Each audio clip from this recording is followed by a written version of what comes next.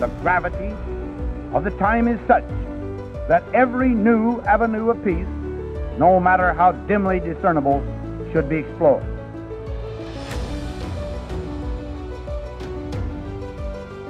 Never before in history has so much hope for so many people been gathered together in a single organization.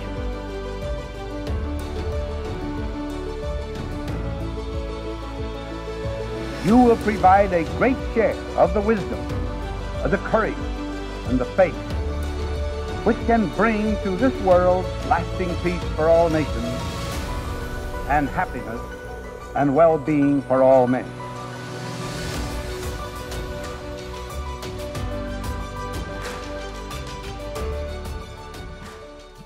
So we are here today in a town north of Helsinki called Lahti. It's a town that when you emerge from the sauna after midnight, the sun is still out. But it's also a town that I got to know, Rauli Partenen. Did I get that right? The rolling R's I know are a little tough. Yeah, I mean, you have to get used to it. It's Rauli Partenen.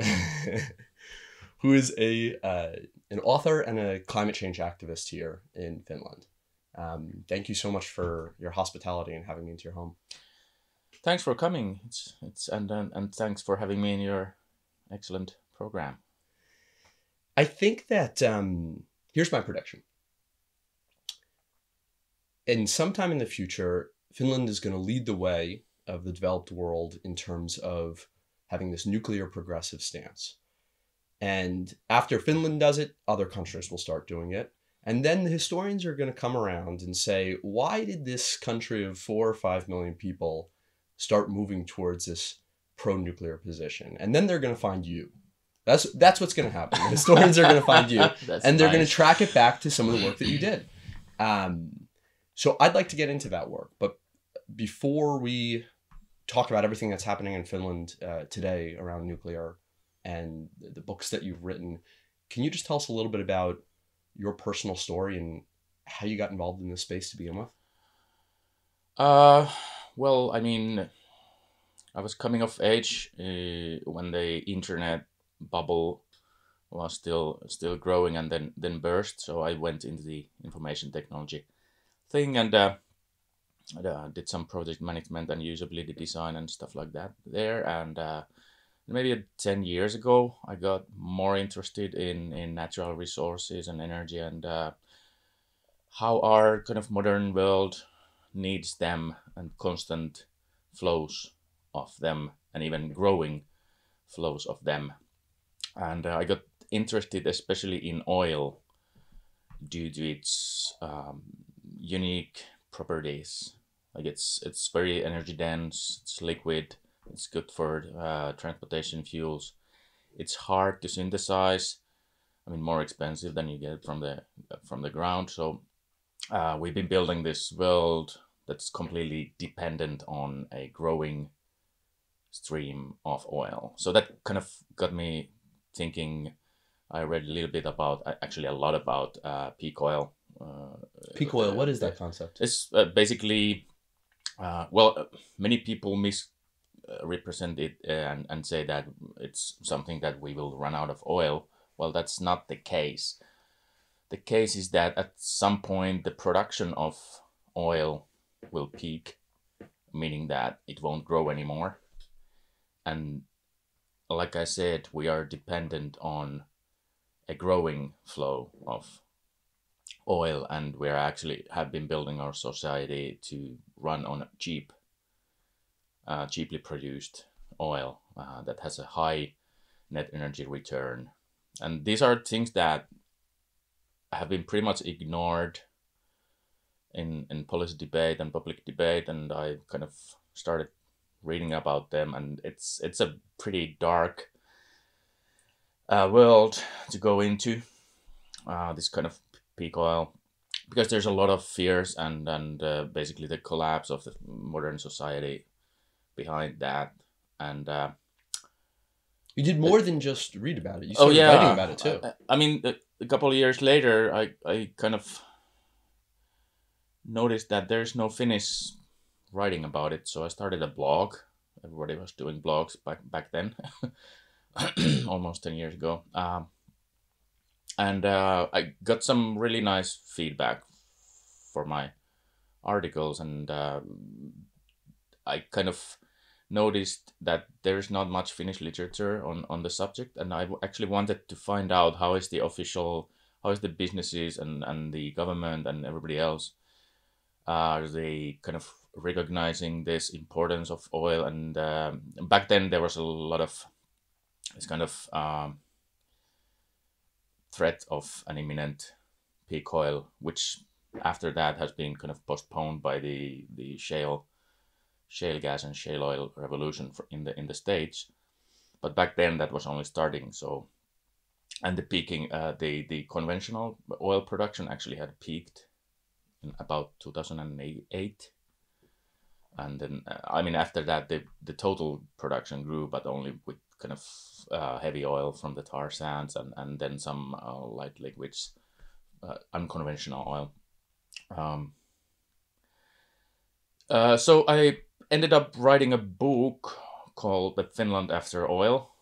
It came out in 2013, and it did really well. It got nominated to be the best nonfiction book on both of the nonfiction book awards in Finland. It didn't win, but got shortlisted for both of those. And well, after you do something like that, you get such a nice feedback, then you want to write more. Obviously, because you kind of feel that, okay, maybe I'm You're onto something. Yeah, I mean, yeah. And I mean, Finland is a small market, so you need grants if you want to live by writing. But after you get nominated for those awards, then you can more easily get grants. And then I got grants, and actually we have been having this energy discussion on Facebook and internet in more general. Who is we? Me and a couple other friends who had kind of found the same narrative about the same time. And actually one of those we's became my co-author for my second book, which got published in English as The Climate Gamble. Yeah, I want to get into that, but please continue along the thread.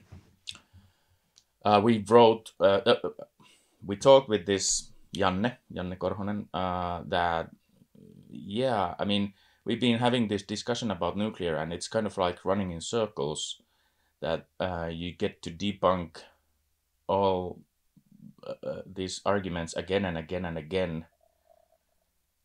So maybe, should somebody write a kind of book where you go through all the arguments and find if there is anything behind them, and what's the actual kind of academic peer-reviewed literature saying about that. And that's how we got started. I got a grant to write that book, and he did it as a hobby besides doing his PhD.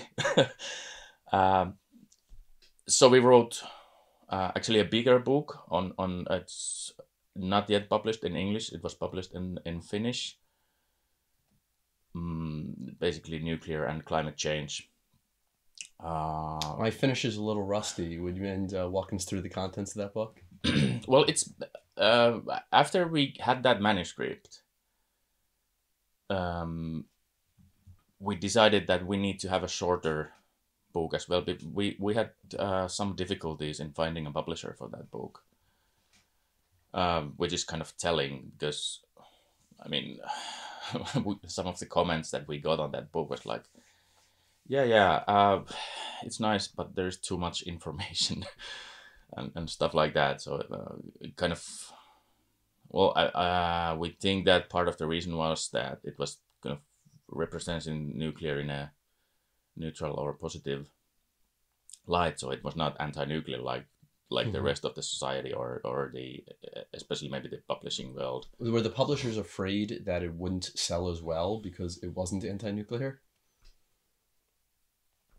I'm not sure about what their kind of final reasons. I think that at least some of them disagreed, because I know that when we actually finally found a publisher for that, and then the one who did the editing, the editor, and she was vehemently anti-nuclear, and I hear that she was pretty pissed about kind of doing that, and okay, well, I do get paid, so I kind of have to go through this.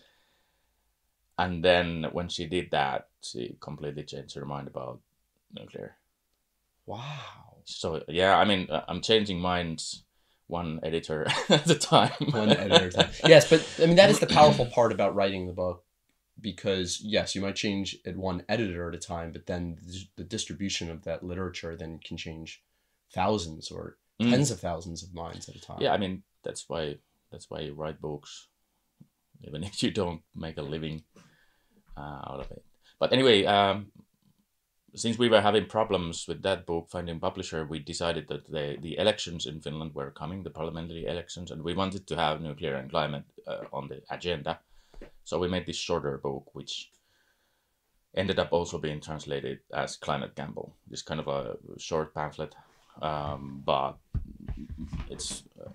Let's get right here. Yeah, I mean, and since then it's been edited, and I mean, we have added citations and source information and an index as well, and that's actually not the most recent edition. The most recent edition is the 2017 edition. This is the edition that we did for climate negotiations in Paris. So that's another story.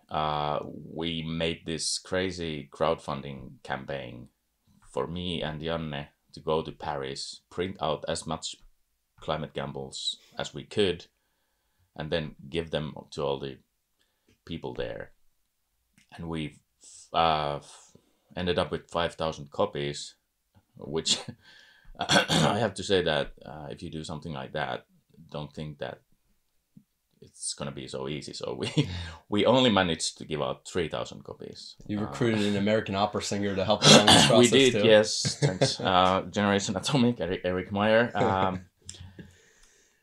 He helped a lot. Why Paris, for our audience who may not understand the significance?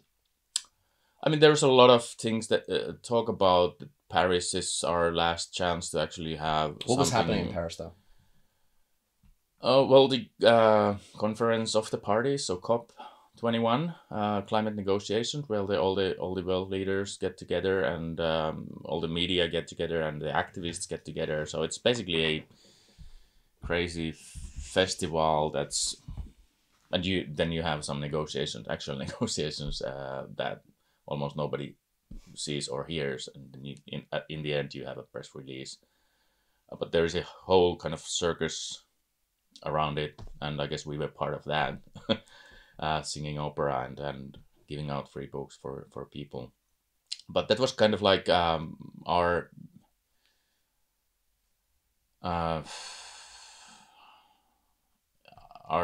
push to get a reasonable debate, because we were noticing that nuclear energy, when you look at from the statistical or fact-based viewpoint, is that it's probably our most efficient, it has been our most efficient tool to reduce emissions, but it's been largely ignored in the emission reduction discussion. Crazy. There's this kind of crazy rift between reality and the politics, and since before that I had got to known some of the other internationally active people in this space, like Kirsty Gogan, Ben Hurd, and people like that. So we organized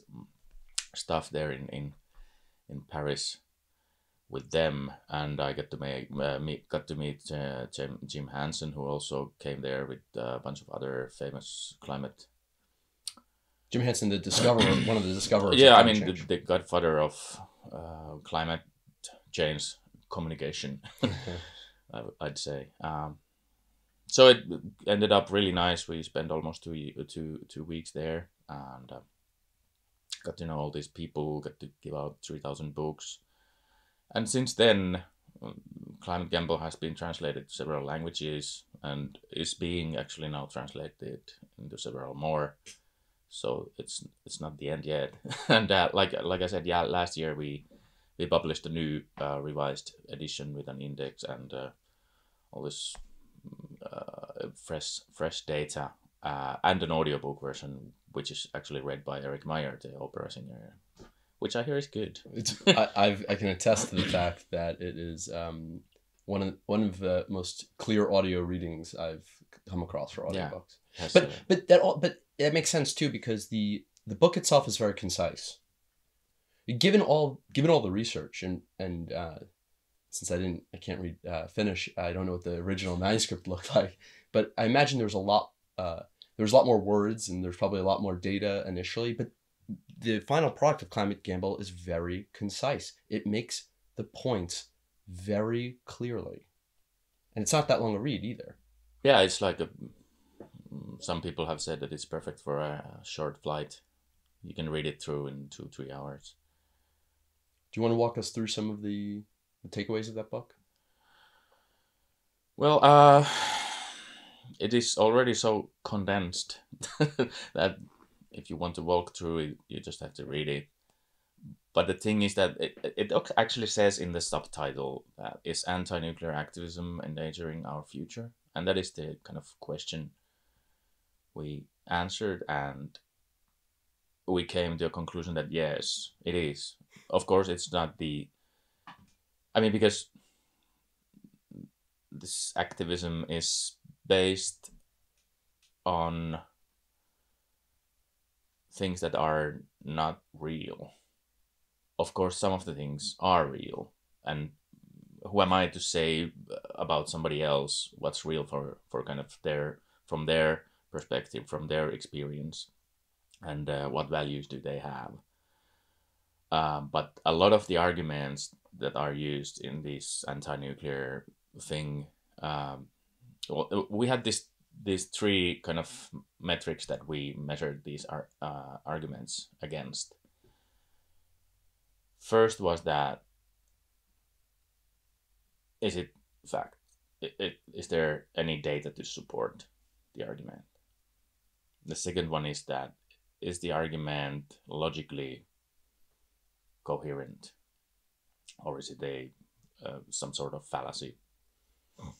And the third one was that how can you compare that to, for example, other energy sources? Because all energy sources have their downsides and they do cause some harm, but it's important to compare how much harm. So you can say that, yeah, nuclear energy is dangerous. Fine, that is true, but it's more safe than anything else that we have. But it still can be dangerous. So you need to do that comparison to get the bigger picture. And those were the kind of three arguments we were trying to find our way through. That last point, I feel like the nuclear community itself has really struggled to make effective comparisons that really resonate with people amongst the different energy options and their comparative dangers. Yeah, I started by saying that anti-nuclear activism is endangering our future, but I also think that nuclear industry has been doing a very bad job for the last, 40 years. 40 years. It's been basically shutting up about its product. The only thing that it has been communicating is increased safety. And that's actually a weird thing, because when you say over and over again to people that your product is safe, they actually get more scared. It has the opposite of the intended effect. Yeah, and it's the funny thing is that when you talk with nuclear professionals, they say that yeah, but people have this irrational fear of nuclear, and we just need to pour more facts on them, and then they will change their mind. But when you actually follow the discussion, there is nothing irrational about that fear. It's being constantly enforced by the nuclear industry and the rest of society. So it's a very rational fear. And when you get that, then you can start to think, okay, well, then how can I communicate this thing? So obviously what we have been doing has not been working. It's been taking us in the wrong direction regarding like public opinion on nuclear. So how could we go about changing what we do into something that would actually work? And one of the primary things I say when I visit the nuclear industry seminars or something like that to give a speech or something, I say that, well, first you stop talking about safety.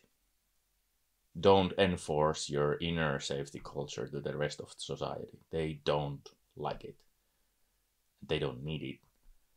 I value the safety culture of nuclear industry immensely, and it's top of the world kind of thinking. But keep it there. Don't communicate on that kind of platform, because it's going to make people more afraid, and then we will have these kind of reactions that we had, for example, in Fukushima, where the fear of radiation ended up killing more people than the radiation, which killed basically no one through evacuations that were not needed and stuff like that. So if you want to make kind of life safer for people, then don't try to enforce the safety culture of nuclear to the people, because that's going to make their life less safe. So yeah, it's a little bit weird and complex thing. Well, one thing that I've been saying to the industry, because when you go to industry seminars, you actually hear the same kind of discussion that we have in the public about the waste and the safety. Everybody's talking about those as if it would make sense to increase the safety at high cost to a slightly higher level, because and that actually doesn't make sense, because it's the safest. It has been the safest energy source that we have, and if you make it more expensive, It makes it less common. It makes it less common. And so the net effect on the world yes, is that the world becomes less safe. Yeah, because this is incredible.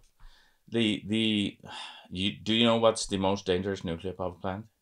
No. The one that does not get built, because of all these cost adding and time consuming regulations and stuff like that. So that's something that I use to wake up my audience quite often, that same question, that do you actually know what is the least safe, what is the most dangerous nuclear power plant? And they're like, oh, the RBMK that was in Chernobyl or something like that. And I say that, well, the one that doesn't get built because you're using resources not on commercializing and making nuclear cheaper and faster to build, but the opposite. This is a revolutionary way of thinking about this subject. Okay. Thanks. I mean, this is what you've been focusing on. You've been studying the communication. You have a background in understanding communication. You are a professional communicator, but you've also been studying specifically the communication of nuclear. I mean, at this point, you're the world's expert on nuclear communication, and it's still a big industry, even though they haven't historically put as much money into, let's say, marketing and communication as other hardware products or infrastructure products. Mm-hmm. And let's be clear, everything that's sold is a product. So a power plant is a product, and the nuclear industry hasn't put in comparable resources into marketing and communicating its product. And maybe that's because there hasn't been a clear understanding, a clear messaging to rally behind. But you're creating that. Yeah, I mean, it is because the thing is that what we have been doing, or the industry has been doing, has not been working. And I actually also give some presentations to industry communicators, and I asked them in the beginning that, okay, you think that the nuclear industry is very reasoned and intelligent and fact-based bunch of people, right?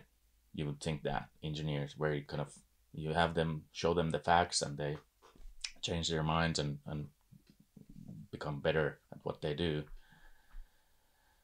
And then I show them the evidence that what they have been doing for 40 years has not been working at all.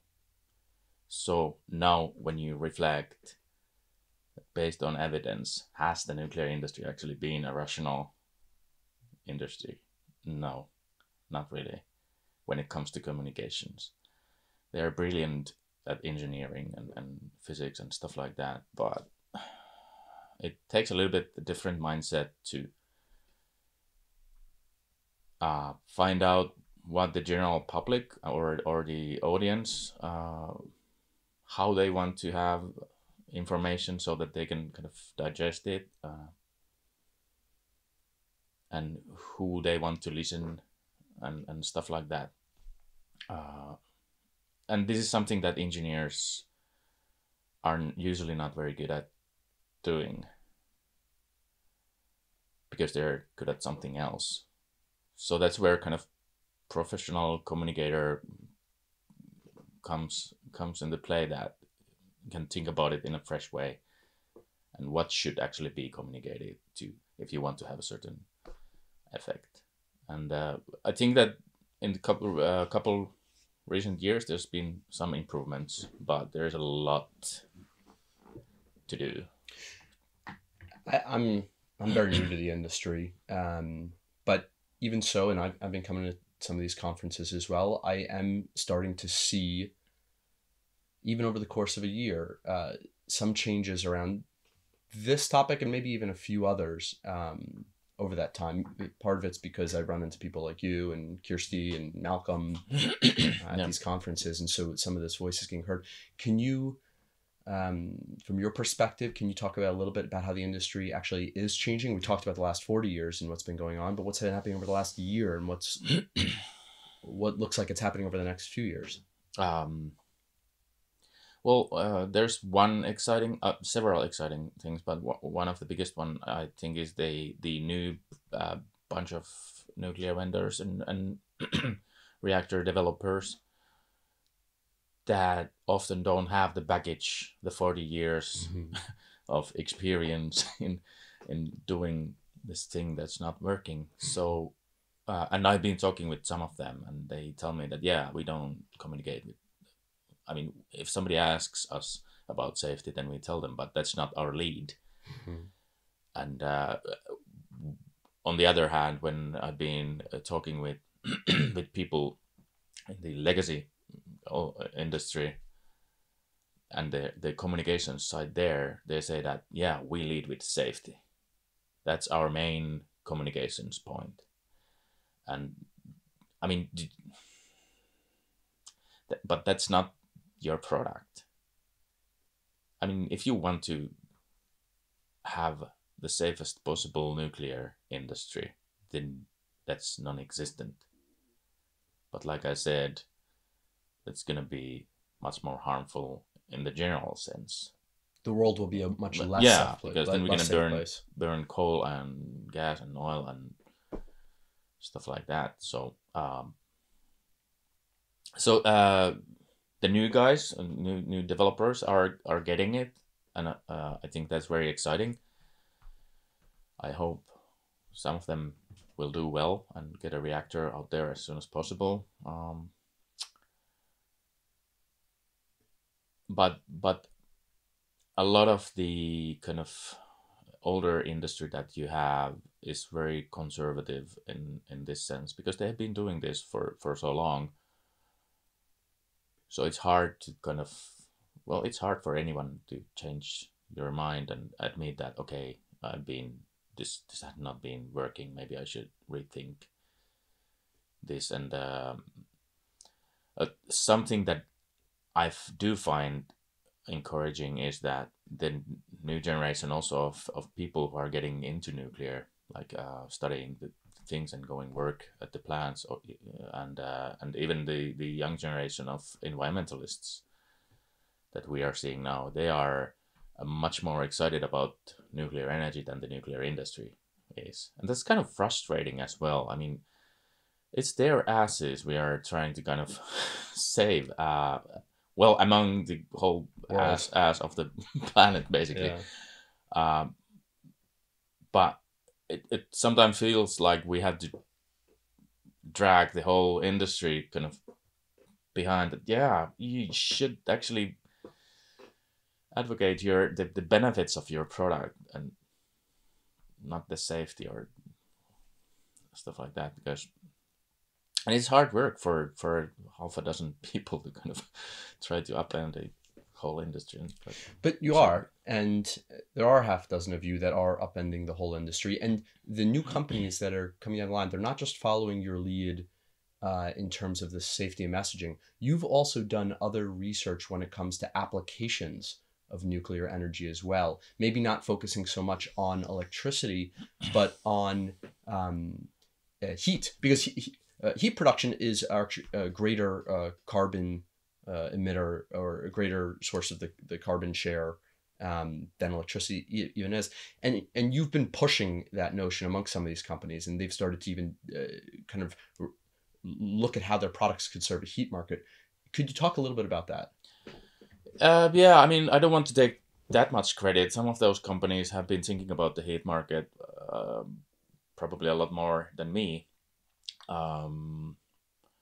But maybe what I have been doing is to kind of make it into a popular argument. So it would be somewhere else than their kind of planning rooms or reports. A popular argument also supported heavily by data. You did a study on Helsinki itself and the application of heat there.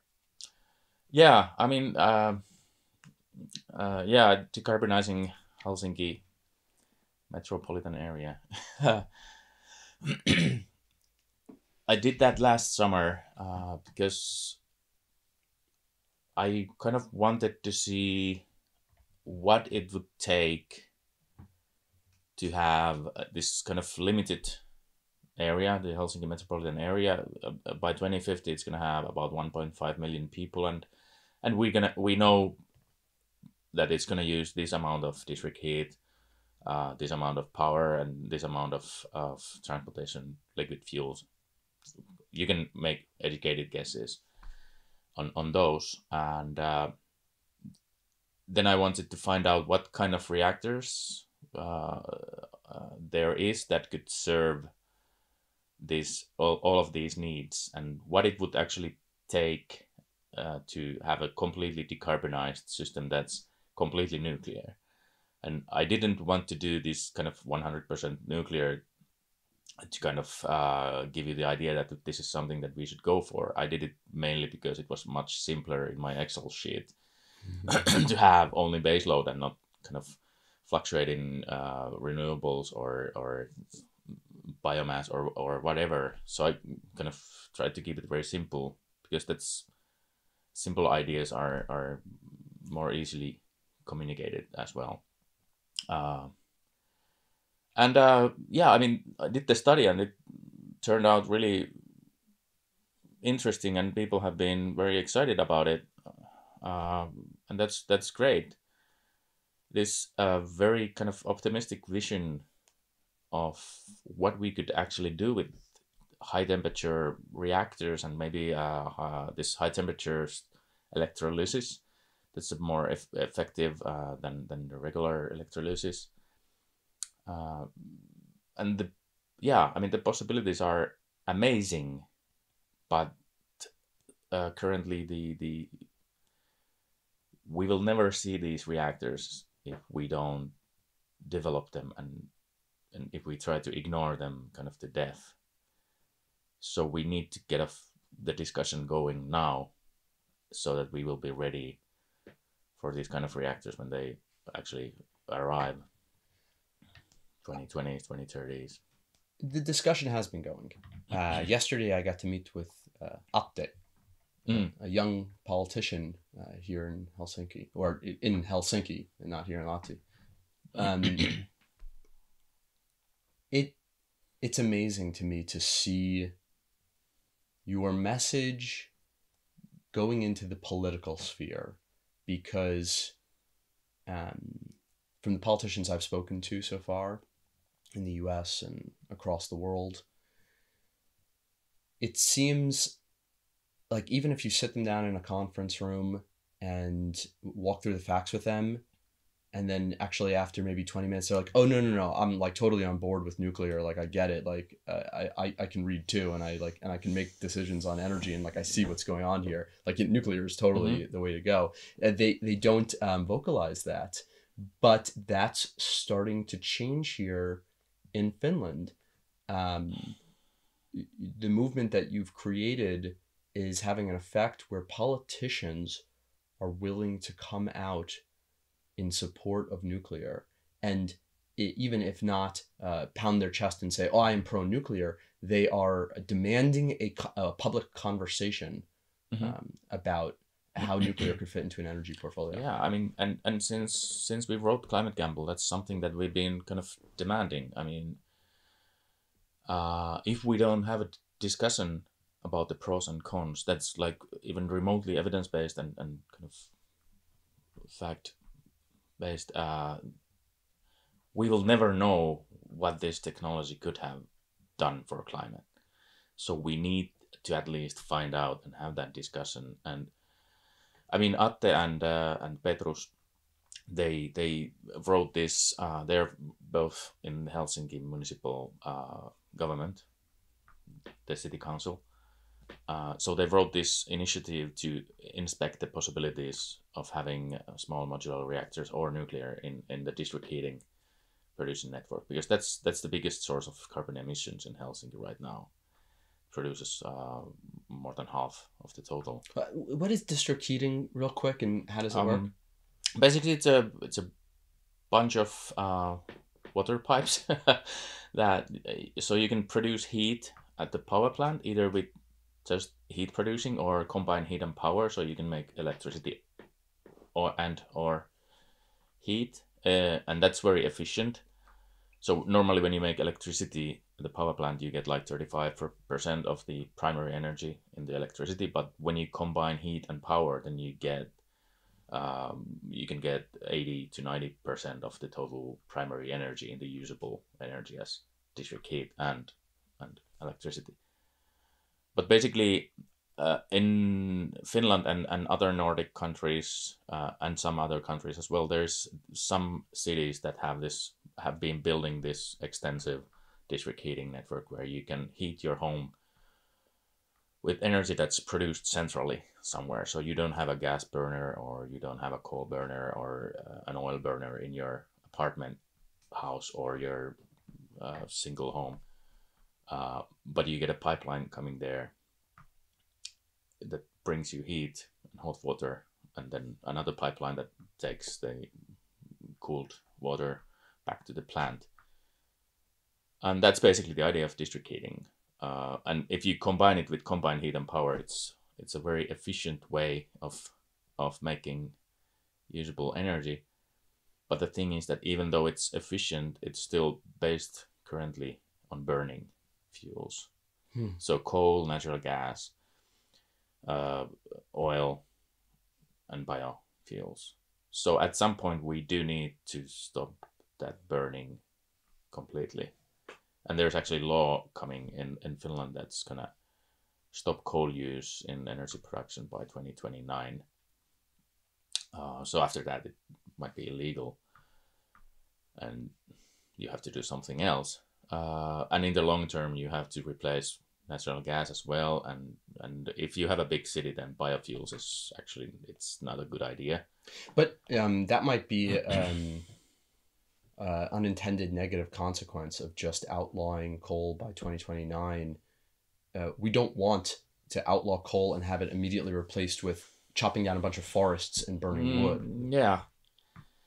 Yeah, we don't. So we need an alternative before the 2029. Yeah, I mean, I'm a little bit on the fence with this banning of coal by law, because I mean in Finland, the coal burning, for example, in these plants is in the emissions trading system. So it will go away eventually. So making a law that makes it go away earlier will lead to more inefficient and uneconomical solutions. Probably, possibly a higher carbon footprint earlier. Well, there's that, but that's a weird thing about the European emissions trading system is that when you use coal, you need to buy emission rights, and that takes them away from the market and makes them less, okay?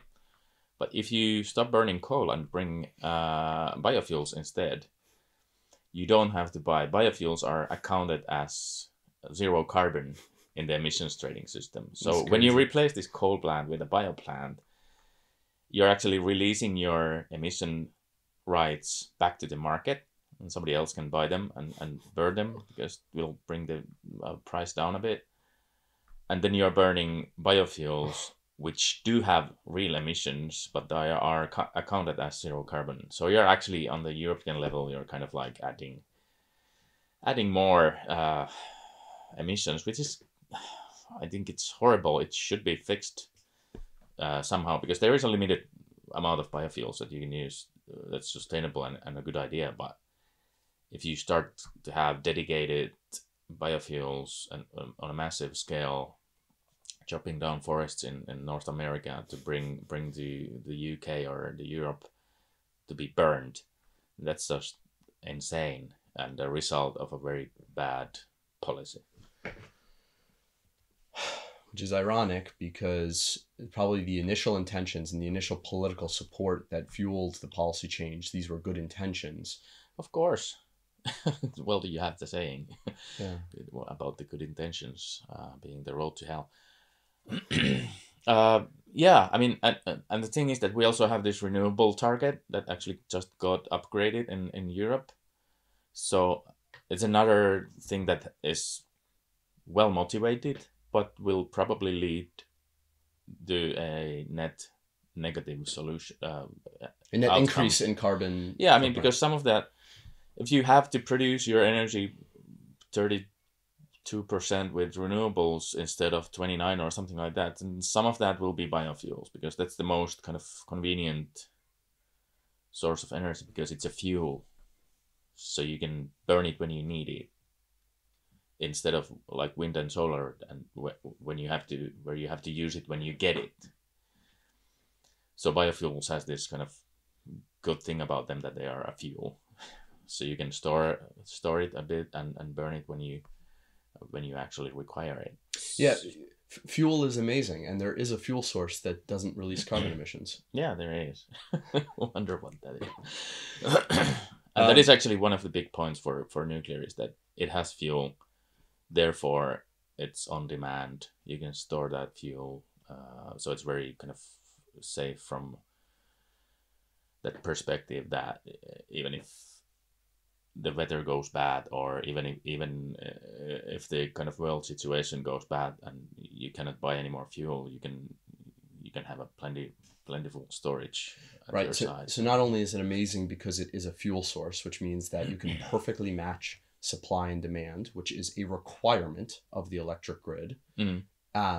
But it's an amazing fuel source because it doesn't release carbon emissions, and it's an amazing fuel source because of its high energy density, not just in terms of how that means it could potentially be so much cheaper than any other fuel source, but also because since it is so dense, your inventory costs are low, because you don't need a lot of area to store it, which means that you can have a vast supply on hand, which also protects you from market changes and volatility in electricity prices. It's like if an airplane company could say, we're going to buy, which I think Southwest Airlines did, we're going to buy futures in oil or in jet fuel to protect us from market instability 20 years into the future, Mhm. and that way we can always guarantee low prices. Nuclear has that same advantage built in the fact that you can keep a large supply on hand. Yeah, and I think that the nuclear fuel market, the global, is a quite well functioning one, and most of the trading is actually done on this kind of long term contract that you have a 20-year, 10-year contract with your supplier, and that's that. You don't have to worry about it, and you have a certain price, so it's quite stable. Tying a few threads together here, walk us through what that would look like to power, what would be the steps in bringing a small modular reactor to Helsinki? First, step number one would be heat. I would think so. Yeah, I mean, the electricity in Finland is quite clean. It's less than 100 grams per kilowatt hour on average. But like I said, the heat thing is the biggest source of emissions. So there is a lot of political will to do something about it. And as of recent events, nuclear has been included in that political will. So the Helsinki Council voted to inspect the matter and agreed that nuclear should be one of the kind of solutions that they look into. So that's like the easy step is to have some very simple reactor just producing 100°C heat for the heating network. And that's going to be affordable, a very simple design. The Chinese are developing these kind of reactors right now to do the same thing in China, and I think you can buy it from them if you if you want. So that's one option. Other one is to have a combined heat and power plant with nuclear. So you have a regular light water reactor, probably, because those are most market ready, and producing flexibly either heat or power or both. And the third option that actually has been discussed in Finland as well is to just have a long pipeline. It's about 100 kilometers from Loviisa that has a nuclear power plant.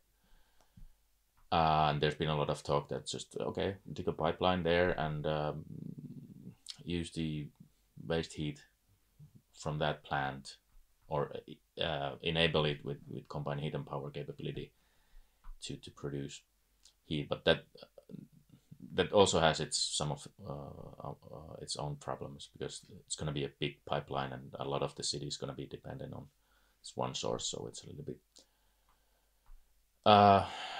problematic from that point of view. But I've seen a couple economic estimates about it, and it's not bad from that point of view. What else? Yeah, I mean, those going to be the first steps. Of course, you need to do a lot of studies and calculations and analysis and public debate on if the people in Helsinki are willing to get heated with nuclear. Where are you going to put the reactor? Is there going to be the same requirements for evacuation zones and the safety zones that you have with the big reactors? The regulator is thinking about it now. That affects your siting, so probably you can't have it in the center. There's actually this interesting thing. Some people have been doing this modeling that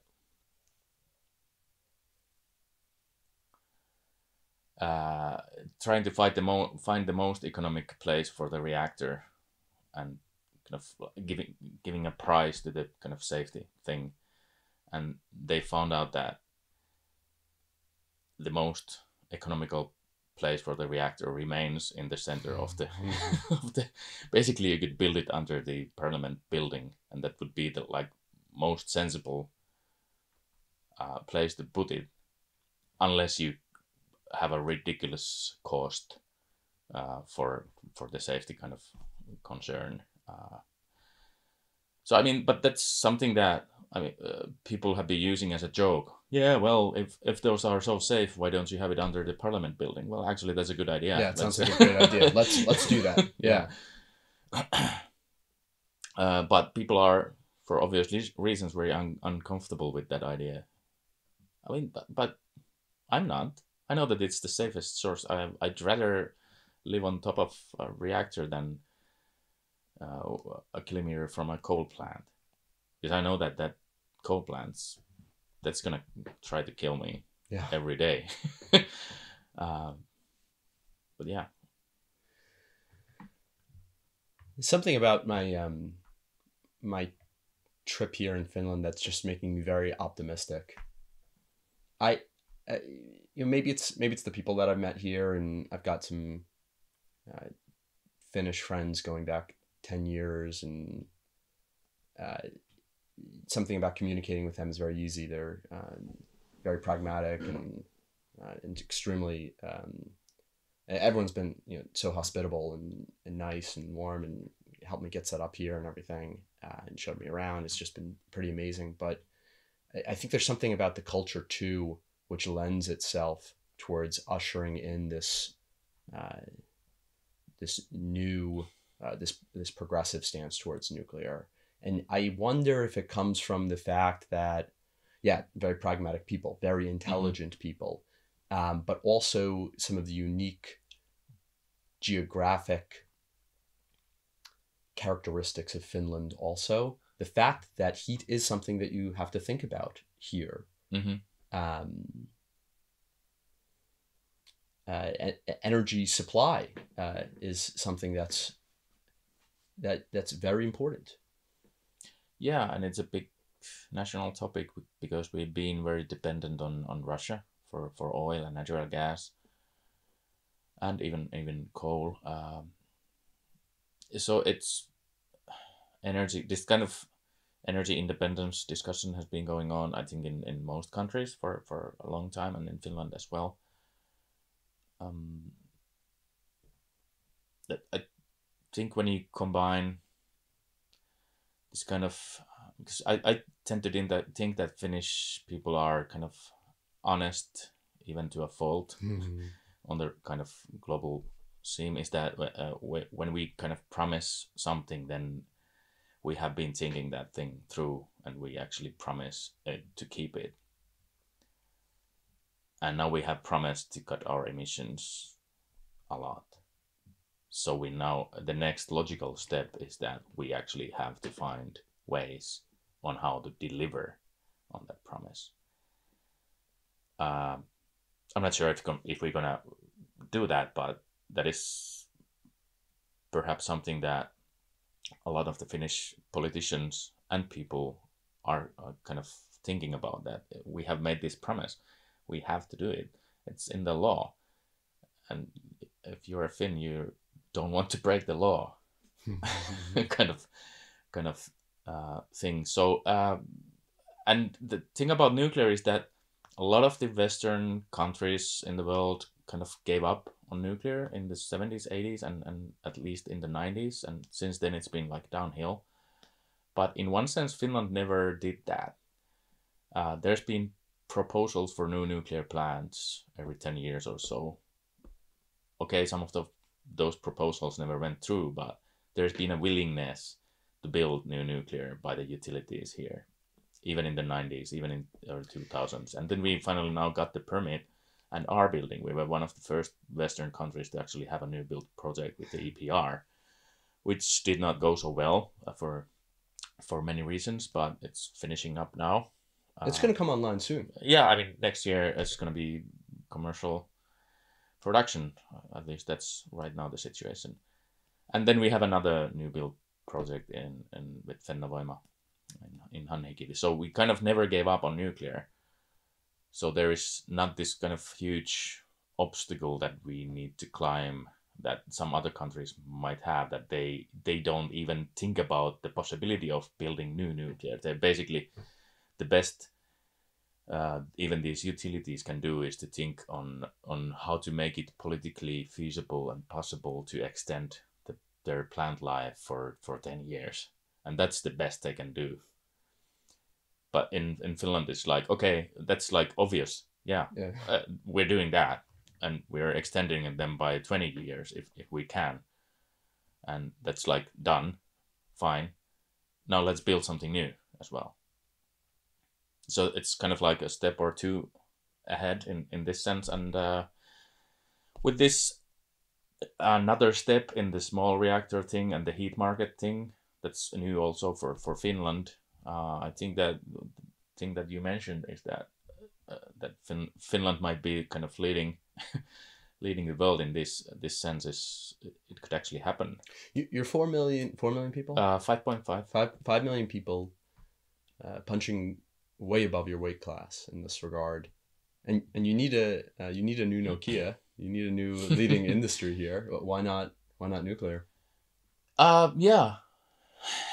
Why not? I mean, basically we have the capability. We have metal workshops and a lot of this kind of industry, steel industry and know-how here. Basically we can do anything but the reactor. If you're talking about big reactors. If you talk about small reactors, then I don't see any reason why we couldn't do those as well. The problem with the Finnish kind of industry has been that we've been always thinking that, we cannot do that.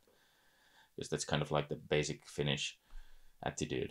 It's very careful and conservative in this sense. But I think we need to get a little bit excited. And when you actually start to talk about the regular industry, that would be the suppliers on these kind of projects, then I think you can get a lot of economic and political kind of momentum and will to actually see it through if we could do some of these things. There's a million things we could talk about. I'd almost pay anything for a recording of the 5 hours in the sauna last night. Yeah. But given that our audience only has a limited attention span, I'm sure they're actually going to want to find more information about you and find more of your works. So let's tell them a little bit about where they can find the stuff you've done, what's coming up. But then I also want to wrap up just with your perspective on the future of nuclear at large. Well, I mean, obviously, Google or do an Amazon search for my books. Start there. Spell out your name for us. Rauli Partenen, Rauli Partanen.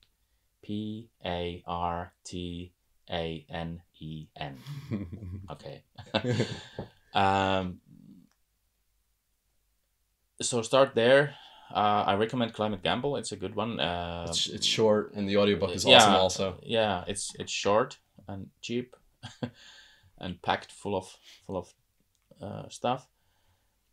Then I've been writing other books. They have been published mainly in Finnish, but I'm been translating them to English as well. So I hope that later this year or maybe early 2019,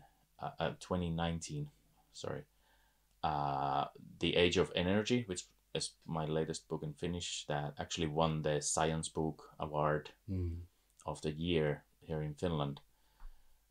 Comes out, so I recommend you read that. It's also a very good book, even if I say so myself. And I mean, and the Finnish don't like to brag. Yeah, it always hurts me to say that, but I've heard it. Other people say it so many times that I'm starting to believe it. So yeah, start there, and if you have some questions, my contact information is available. And I'm on Twitter. I don't tweet that much, but some stuff, and yeah. Where do you think all this is going? Well, I mean, at least in my kind of bubble, things are very exciting, and the thing is, if we get this positive and optimistic attitude that we have now in Finland about decarbonizing with nuclear as well, if you can use Finland as a stepping stone for the other Nordic countries or maybe Europe and then the globe, then I mean, the sky's not the limit. So that's something that I will be working on in the future, both from the communications side and the analyst kind of writing and analyzing and making studies that are both readable and exciting and fact-based. on the possibilities of small reactors, advanced reactors, and nuclear in general. I think it's a great technology, and we really should give it a chance. And the industry, as it is now, really needs to realize what it has in its hands and do something so it doesn't mess it up. Rauli, the time that I've spent with you has been some of the most inspirational that I've experienced. And so I just want to take another opportunity to thank you for sharing your thoughts, insights, and experience with me. Yeah, and thank you. I mean, I've learned a lot from the sauna discussions as well. Till next time. Yeah.